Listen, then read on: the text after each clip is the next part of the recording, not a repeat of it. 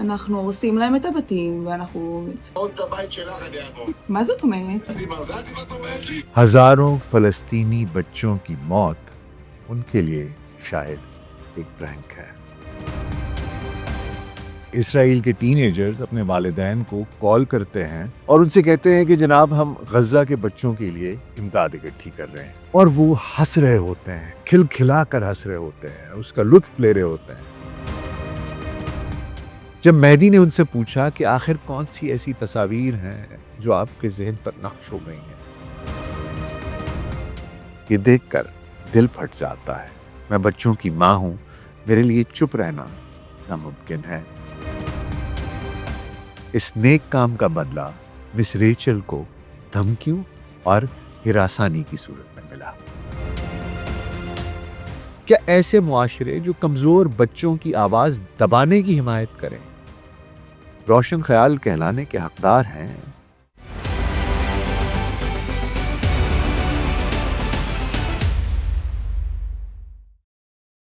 Global सेक podcast doctor Nasir bag के साथ आपकी खिदमत में हाजिर हैं जी। अस्सलाम वालेकुम।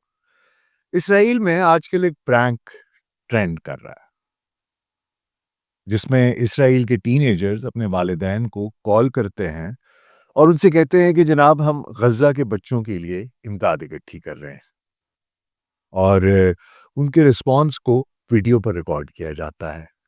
उनके वालिदैन आगे से बुरा भला कहते हैं, कुछ गालियां निकालते हैं, कुछ उनको कहते हैं कि जाकर अपने दिमाग का इलाज कराओ, और वो हंस रहे होते हैं, खिलखिला कर हंस रहे होते हैं, उसका लुत्फ ले रहे होते हैं। उनके लिए फलस्तीन के बच्चे एक मजाक हैं। हजारों फलस्तीनी बच्चों की मौत उनके लिए शायद एक प्रैंक है। और ये सिर्फ इसराइल में ही नहीं बल्कि अमेरिका में भी अगर कोई फलस्तीनी बच्चों से हमदर्दी दिखाए तो उसे हिरासा किया जाता है, उसको तनकीद का निशाना बनाया जाता है, उसको धमकियां दी जाती हैं।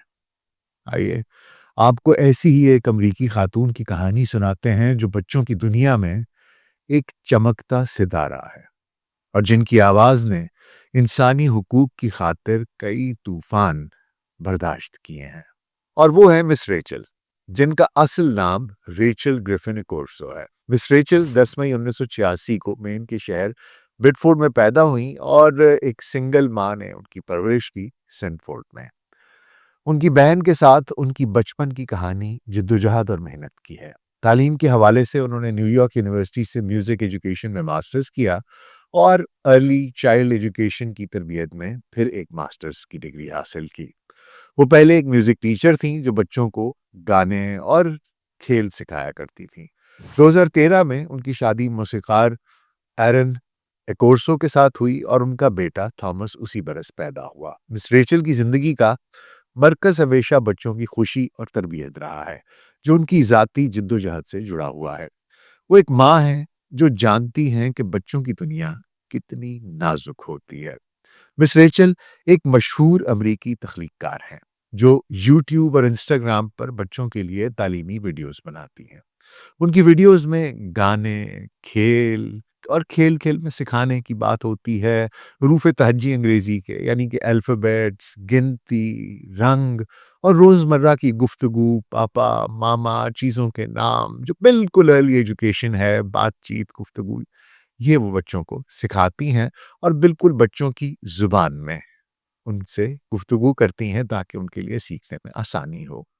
और उनकी ये काविशें नन्हे मुन्नों को ना सिर्फ खुशी देती हैं बल्कि उनकी तरबियत भी करती हैं।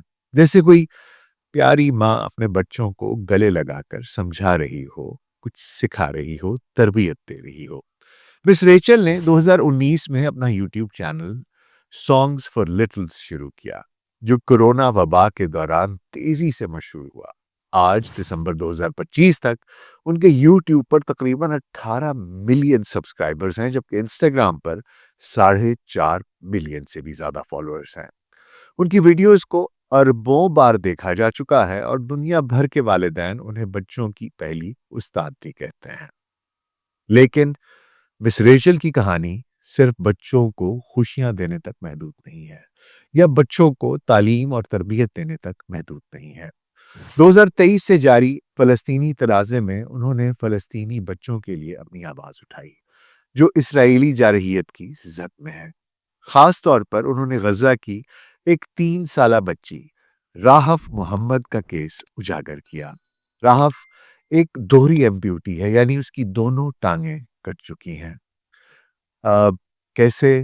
یہ ایک اسرائیلی فضائی حملے میں اس نے اپنی دونوں ٹانگیں کھو دی تھی۔ مس ریچل نے راہف کا انٹرویو دیکھا تو وہ ہسپتال کے بیڈ پر مس ریچل کی ویڈیوز دیکھ رہی تھی اور خوش ہو رہی تھی، ان کے ساتھ، ان کی ویڈیو کے ساتھ گا رہی تھی، کھلکھلا رہی تھی، باوجود اس کے کہ اس نے اپنی دونوں ٹانگیں کھو دی تھی۔ مس ریچل نے یہ دیکھا تو انہوں نے راہف اور اس کی ماں سے رابطہ کیا اور راہف اور اس کی ماں اسرا کو دونوں کو امریکہ آنے کی دعوت دی اور انہیں امریکہ بلا لیا۔ اور پھر مئی 2025 نیو یارک میں راہف اور اسرا کی مس ریچل کے ساتھ ملاقات ہوئی۔ مس ریچل نے راہف کے ساتھ گانے گائے، وہ دونوں مل کر ناچے، انہوں نے کھیلا، انہوں نے اسے ایک کھلونا بھی دیا جو اسی کی طرح پروستھیٹک ٹانگوں والی کوئی گڑیا تھی۔ یہ لمحات اتنے خوبصورت اور دلگداز تھے، دل کو چھو لینے والے تھے کہ لاکھوں لوگوں نے انہیں دیکھا اور شیئر کیا۔ مس ریچل نے فلسطینی بچوں کی بے گناہ جانیں بچانے کی اپیل کی، غزہ، سوڈان اور کانگو کے بچوں کے لیے آواز اٹھائی۔ انہوں نے کہا کہ بچوں کا قتل متنازع نہیں ہونا چاہیے، یہ انسانی حق ہے۔ اس اپیل کو تقویت دینے کے لیے مس ریچل نے کئی انٹرویوز دیے۔ مئی 2025 میں زٹیو نیوز پر مہدی حسن کے ساتھ ان کا ایک جذباتی انٹرویو تھا، جہاں انہوں نے کہا کہ مجھے لگتا ہے کہ غزہ میں بچوں کے قتل پر کچھ نہ کہنا متنازع ہونا چاہیے، خاموشی میرے لیے کوئی آپشن نہیں ہے۔ جب مہدی نے ان سے پوچھا کہ آخر کون سی ایسی تصاویر ہیں جو آپ کے ذہن پر نقش ہو گئی ہیں، تو مس ریچل نے بتایا کہ ایک چھوٹا بچہ جو صدمے سے کانپ رہا ہے، اس کی آنکھیں بند ہیں اور وہ مدد مانگ رہا ہے۔ یہ دیکھ کر دل پھٹ جاتا ہے۔ میں بچوں کی ماں ہوں، میرے لیے چپ رہنا ناممکن ہے۔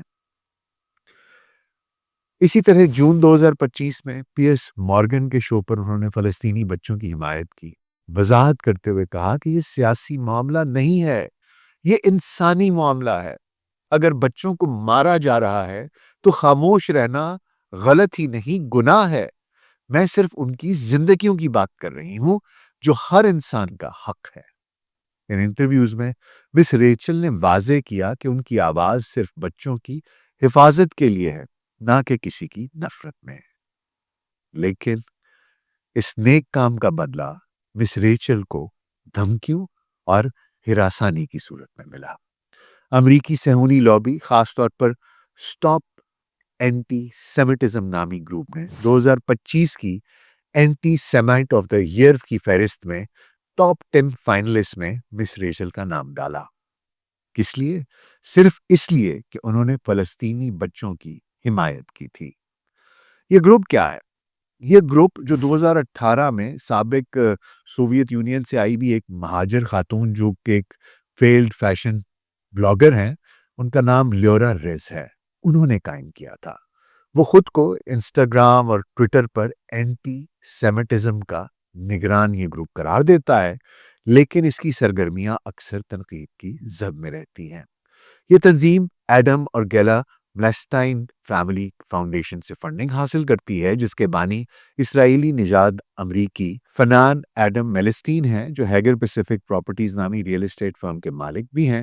میلسٹین کی فنڈنگ پرو اسرائیل نیٹ ورکس جیسے کہ امپیکٹ فورم فاؤنڈیشن سے جڑی ہوئی ہے، جو اینٹی سیمیٹزم کے خلاف مہم چلاتی ہے اور دعویٰ یہ کرتی ہے کہ وہ امریکہ اور اسرائیل کے تعلقات بہتر بنانے کے لیے کام کرتی ہے، جبکہ ناقدین کا کہنا ہے کہ یہ گروپ دراصل فلسطینی حمایت کو اینٹی سیمیٹک قرار دے کر آوازوں کو دبانے کی کوشش کرتا ہے، جبکہ اس کی بانی خود توہین آمیز مقدمات سے بچنے کے لیے جعلی ایڈریسز استعمال کرنے کے الزام کا سامنا کر چکی ہیں۔ یہاں آپ کو بتاتا چلوں کہ مس ریچل نے راہف کی 3ری سالگرہ منانے کی کوشش کی، اور راہف کی یہ 3ری سالگرہ منانے کے لیے مس ریچل نے نیو یارک میں مختلف ہالز کرائے پر لینے کی کوشش کی۔ 3 ہالز کو انہوں نے ان سے رابطہ کیا، لیکن تینوں نے انکار کر دیا۔ وجہ یہ بتائی کہ راہف فلسطینی ہے، اور اس کے علاوہ مس ریچل کے اوپر تنقید کی گئی کہ وہ فلسطینیوں کی حمایت کرتی ہیں۔ آخر کار ایک ہال مل گیا، وہ مان گئے، راضی ہو گئے، اور راہف کی سالگرہ منائی گئی، جہاں راہف مس ریچل کے ساتھ خوشی سے گاتی رہی، ناچتی رہی۔